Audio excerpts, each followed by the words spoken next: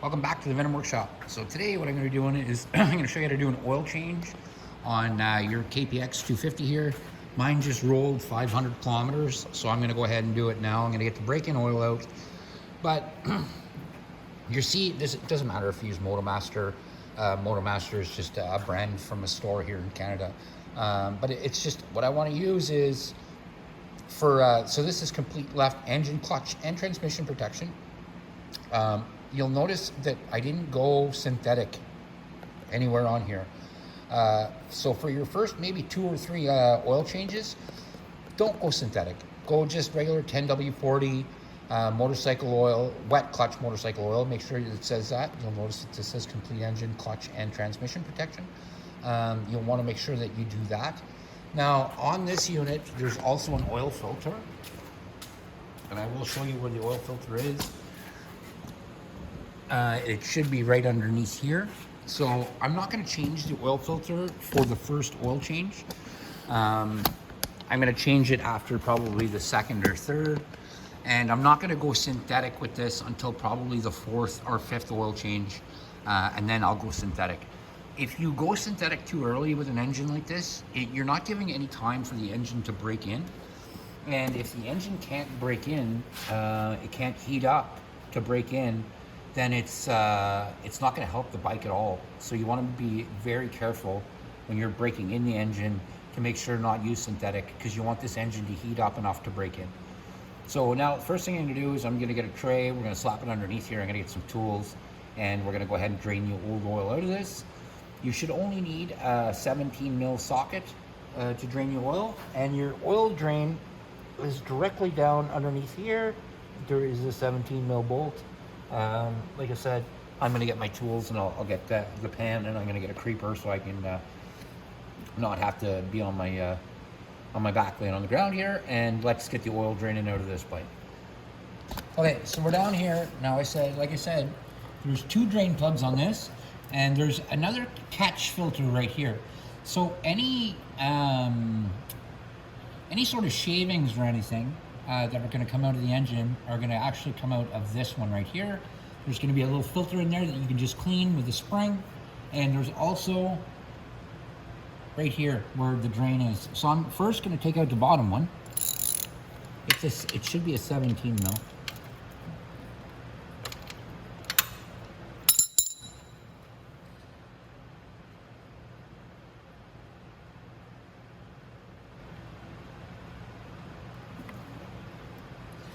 And we're going to let that oil drain out.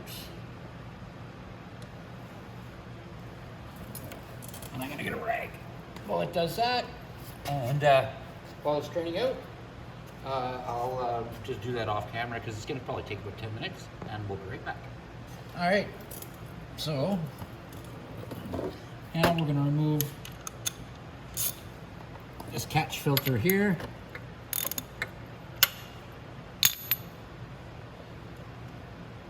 And it, I think, is a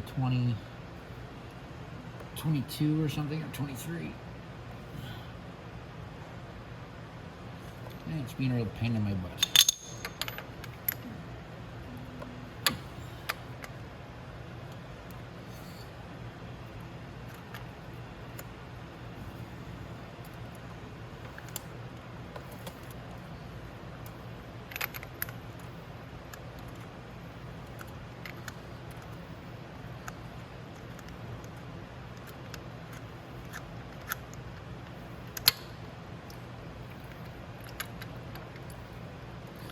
Take out the spring,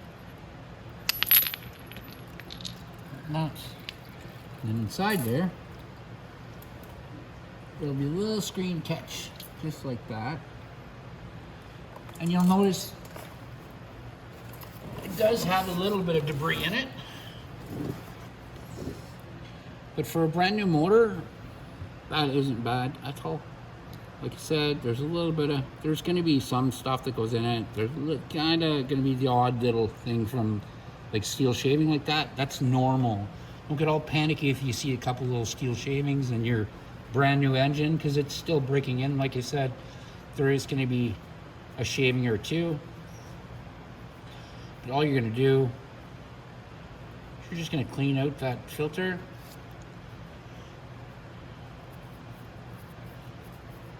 just like that.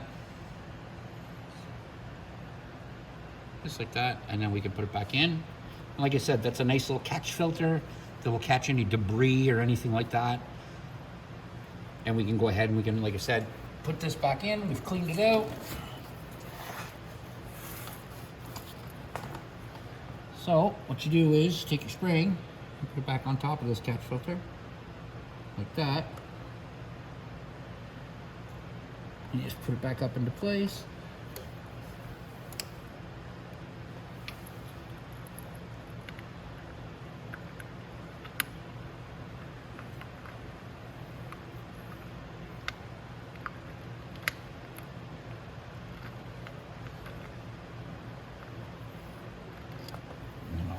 Get a rag again, wipe my hands off, and then I'm going to tighten those, tighten that back up.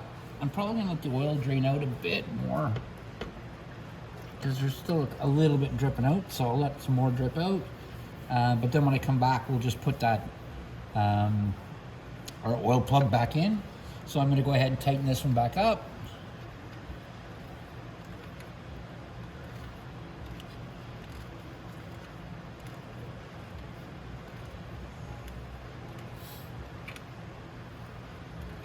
And when you tighten this back on, make sure it's snug, but don't tighten it in so tight that you're never going to get it out again.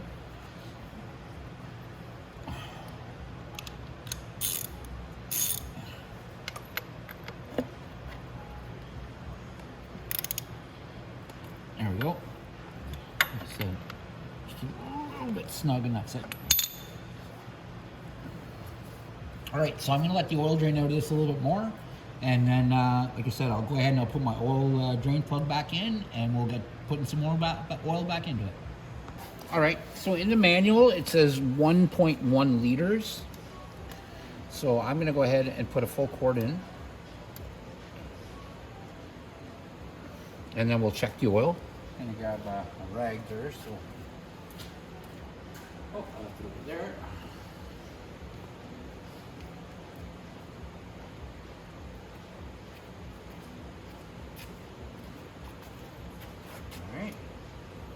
Wanted to clean off my dipstick really good.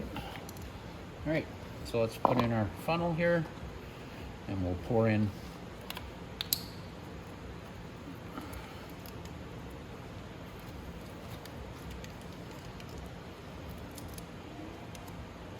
our quart of oil.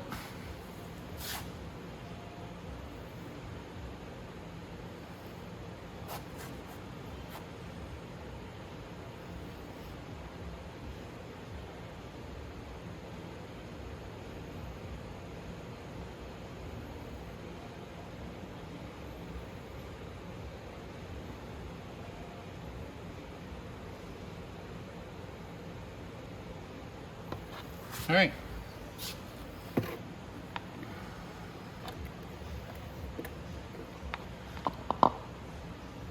So now with every oil change we do,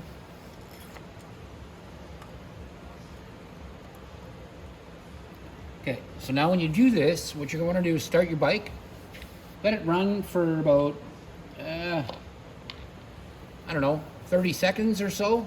Bring your revs up to 5,000 RPM, and then shut it off. So that's what we're gonna do right now, and then we're gonna check the oil again.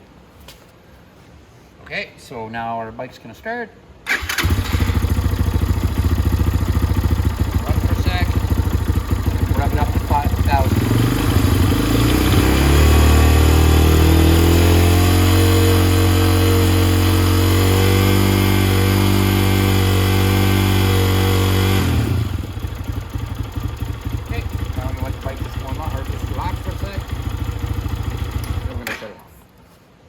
So now what we're going to do is we're going to check the oil.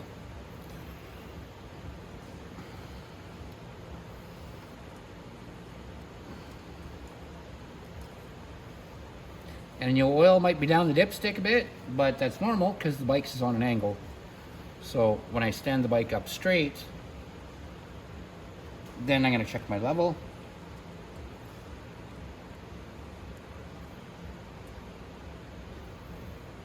It's straight right there.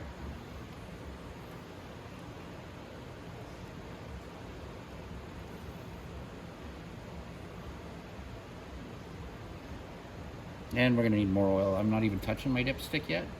So it says 1.1 liters. This container is only 946 milliliters. So I'm just gonna add a little bit more oil in. I have actually more oil. So like I said, you're gonna wanna add it until your oil comes onto your dipstick.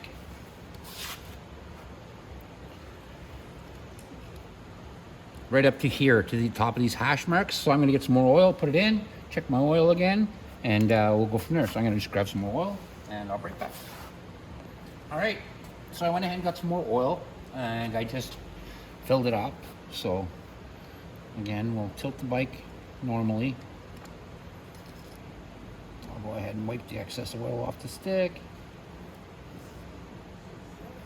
And we can check it.